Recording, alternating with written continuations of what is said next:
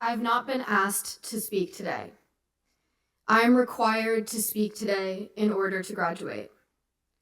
I make this distinction because if I were asked to speak today, I would say no. If I were asked to speak today, I would have refused. I have worked my entire life to get to this moment, but I do not stand proud.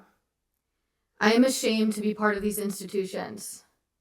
So, if I was asked to speak today, I would tell you that as a white Jewish person who makes art about white supremacy and institutional violence, it is not appropriate for me to promote my work under these circumstances.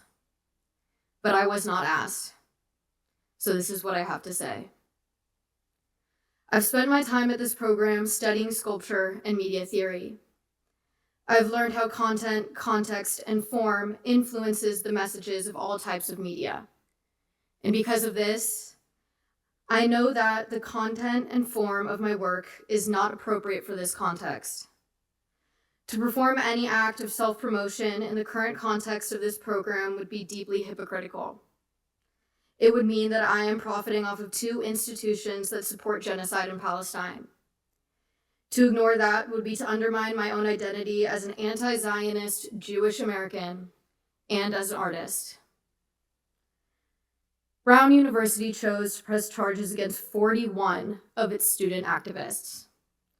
At Brown commencement, myself and many other students holding Palestinian flags were halted by police and told not to cause a disturbance, while in the procession to our own ceremony.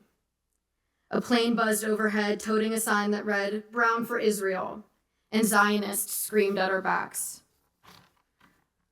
The Rhode Island School of Design chose to defend an investment in Textron rather than listen to students and faculty who rallied for divestment.